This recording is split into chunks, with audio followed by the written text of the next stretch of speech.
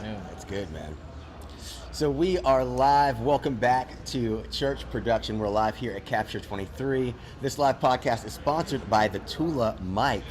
We've got the Tula mic right here. It's an amazing mic. It's a mobile recorder. It's got 12 hours of battery life. It's a playback device, a recording device. As you can see, I've got it wired into this camera that's filming us now live. It can do everything, and the sound quality is absolutely amazing. I hope that's coming across over the live stream.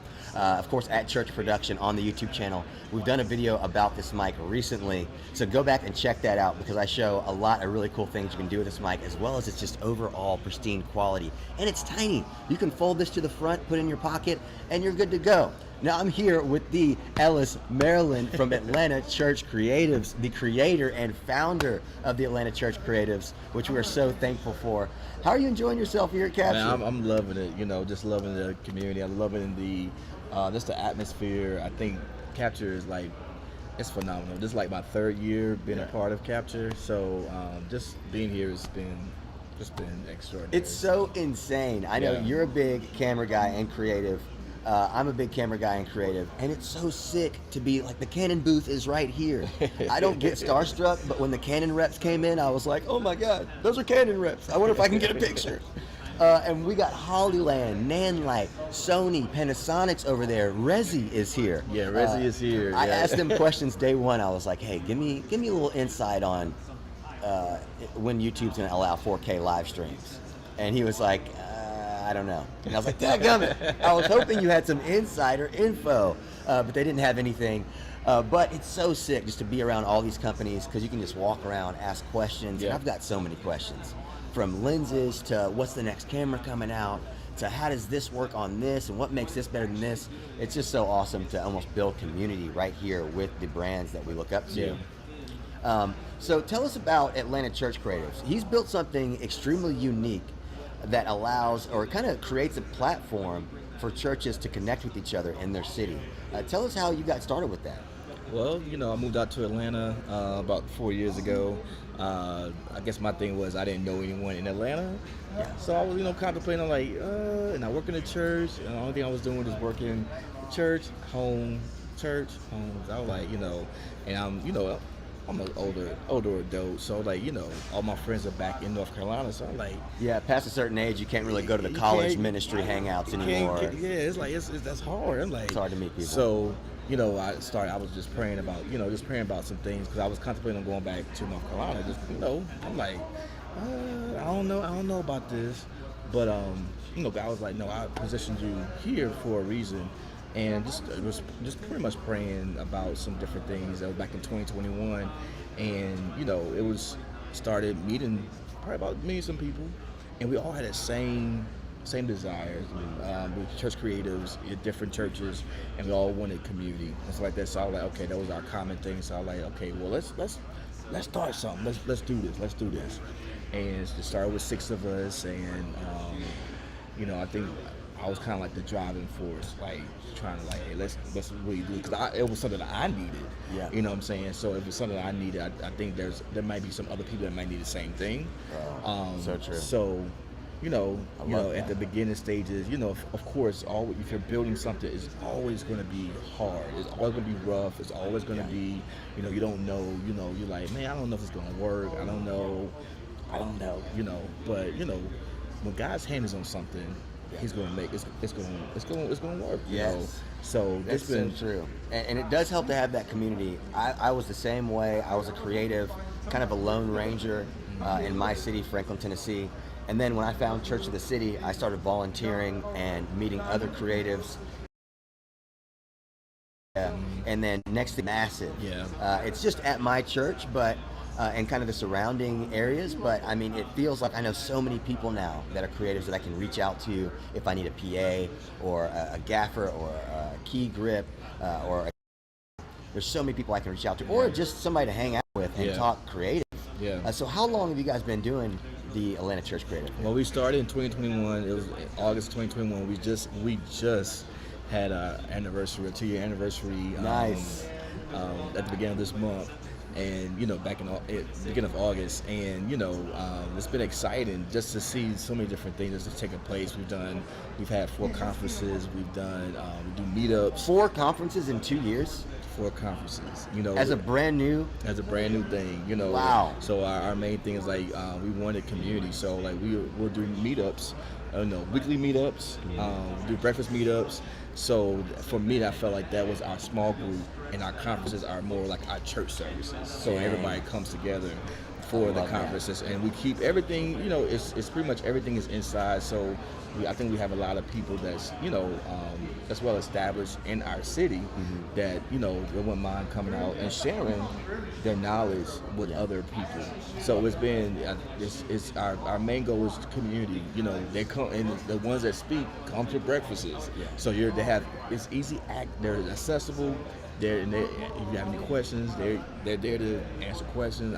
But I think we all are there just to kind of for each other. And how many churches in Atlanta are a part of this initiative, a part of this group of Atlanta church creatives now? We started out with 6. I think we're now up to probably about 600 or more churches. That's insane. Yeah.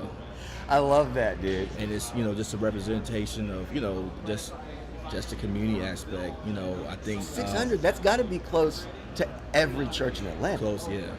That's close to it. absolutely insane. Close to it. And I think, and what we do is just want to make sure that we're providing a resource, and we're not so much talking about gear. Our main focus is the individual, the relationship piece. We want to invest in the person, and that's our thing. I think there's a lot of groups out there that are already focused on the gear, all that stuff, which is cool. Yeah. But I think our main people thing are there to talk about that with, of course. Correct. But you're going on to say your main thing is relationships, man. And just pretty much a simple question like, how are you doing? How are you in your church? How are you resting? Are you setting boundaries? Are you doing these different things? Because it could be tough sometimes. Dude, that is so awesome. And I'll tell you, this is truly his heart. When I first met him, when I got here to the conference, day one, I remember he heard about the fact that I work at a church of, it's 3 campuses with around 11,000 members throughout the weekend, and 2 videographers. I'm one of them that service all 3 locations. And he says, "So how are you? Are you all right?" And I was like, I don't know. No one's ever asked me that question before. And so I can tell you that is truly his heart. He's given me a lot of advice on how to lighten my load. You explained to me the other day about head volunteers. Could you kind of speak on that for a second? In this situation, I think, it was. I think you were trying to. I think, as leaders, I think we feel like we have to do everything. Yeah. And I think we have volunteers who are wanting to be a part of it, but I think that's kind of like you have to give them ownership of something. Yeah. And I think it's okay to kind of empower your leaders, empower people that are leading that particular thing. If they're doing pro presenter, okay, I want you to be the head pro presenter person, and you can train the team and show them how to do certain things. You have a lead person's on camera, have that person lead that team, and then they can just kind of like report back to you and say, hey, this is what I'm able to do. You can kind of like, just kind of, kind of lighten the load, and then kind of hold them responsible and kind of get the ownership of this particular thing that they want to do and to serve. I love that, man. Because on Sunday mornings, I'm kind of known because of my channel, The Modern Filmmaker, as a colorist. And so when I first got to Church of the City, they're like, oh, we finally have a colorist to work the shading board.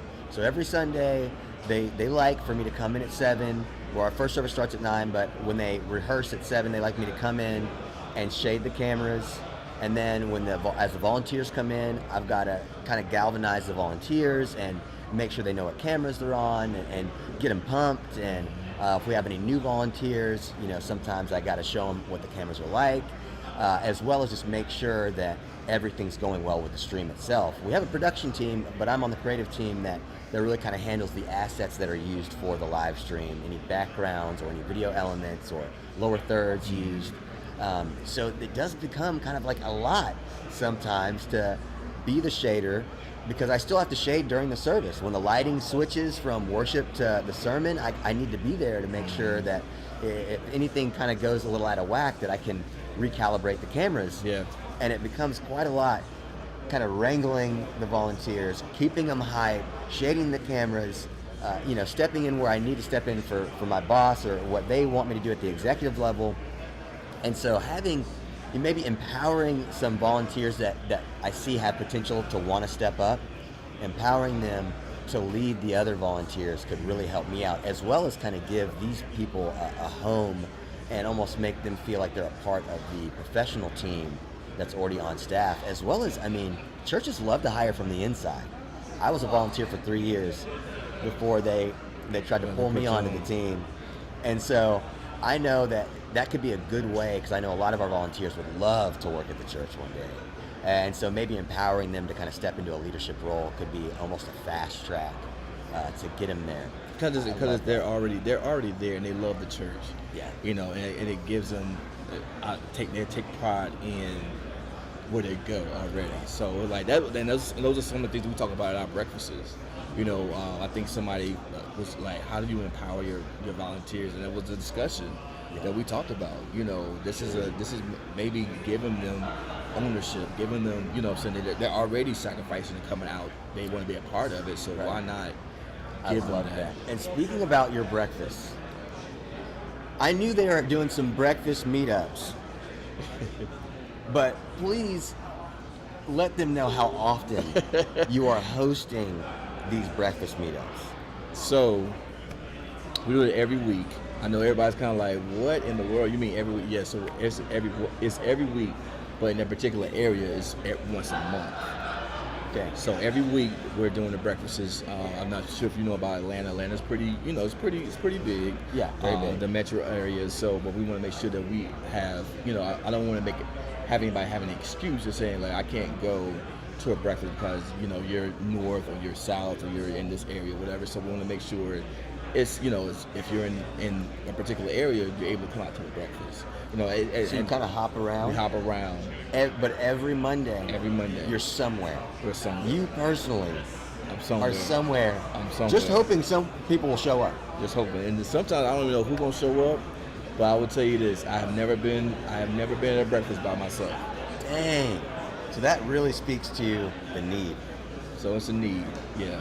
Just conversation. I think, and the main thing is like I said, our setup is more so conversation. We rarely even talk about equipment. Rarely. So you almost get work out of it, and you lean into how are you doing? How are you feeling? What are you struggling with right now? How can we help you? Yep. I love that. Yeah. And then like every week we have a topic we talk about. Something that people may deal with or something like that. We may talk about AI. We may talk about some things that you're doing with the church or something like that. But it's more so it's pretty much a check-in, but also have breakfast as well. I love it. So the Atlanta Church Creative Room is right here. A bunch of people just flooded into it, and I think they're also about to start a keynote out here. So I'm going to let Ellis go so he can go do his thing and get more people connected with creative church networks within their community. But thank you, Ellis. Dude, we've had a great time the last two, today's day 3, but we've had an incredible time. It's been amazing getting to know this guy. If you have a chance, if you ever see him on the street, if you're in Atlanta, definitely reach out to Ellis Maryland. He is an awesome dude, very humble and very Christ-focused, and it's been quite a pleasure, man. Appreciate it. We will see you soon, and stay tuned for the next podcast here at Capture 23 from Church Production. We're having a great time, and we'll see you all very soon.